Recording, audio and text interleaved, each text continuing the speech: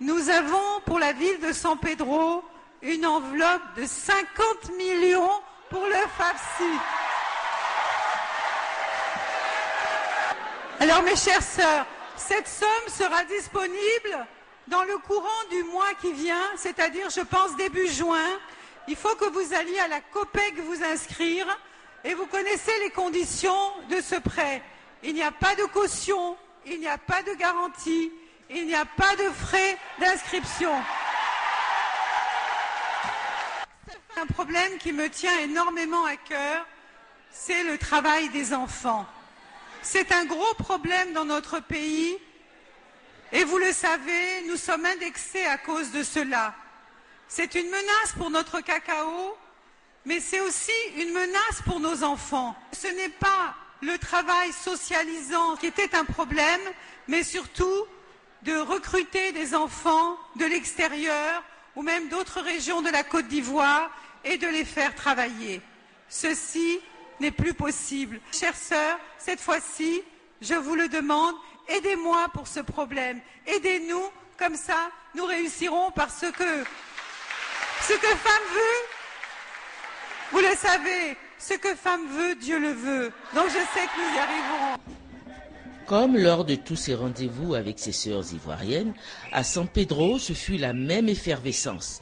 Les femmes de San Pedro tenaient elles aussi à manifester leur estime et leur reconnaissance à leur première dame pour sa solidarité agissante envers toutes les femmes de Côte d'Ivoire, matérialisée par ses nombreux dons et son soutien sans mesure pour les aider à sortir de la pauvreté et à se prendre en charge. L'ambiance était donc à la fête avec un soutien des prestations d'artistes. Cette fois encore, la première dame Dominique Ouattara est venue avec 45 millions de francs de matériel divers pour leurs différentes coopératives et associations, plus 5 millions de francs en espèces. Elles ont reçu ces dons avec beaucoup de joie. Remplies d'espoir, elles ont exprimé à leurs généreuses bienfaitrices leur désir de bénéficier également des prêts à faible taux de remboursement octroyé par le FAFSI, le Fonds d'appui aux femmes de Côte d'Ivoire, créé par la première dame Dominique Ouattara. Requête qui a reçu tout son consentement. La première dame a sollicité à son tour le soutien des femmes de San Pedro et partant le soutien de toutes les femmes de Côte d'Ivoire pour l'aider dans sa croisade et celle du gouvernement contre la traite, l'exploitation et le travail des enfants. Un problème qui me tient énormément à cœur, c'est le travail des enfants. C'est un gros problème dans notre pays et vous le savez, nous sommes indexés à cause de cela. C'est une menace pour notre cacao, mais c'est aussi une menace pour nos enfants. Ce n'est pas le travail socialisant qui était un problème, mais surtout de recruter des enfants de l'extérieur ou même d'autres régions de la Côte d'Ivoire et de les faire travailler.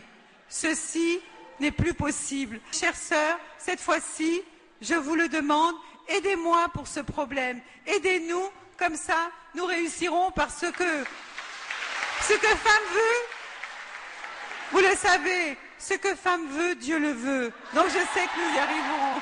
La première dame a quitté ses sœurs de San Pedro en leur promettant de revenir pour une prochaine visite avec le président de la République.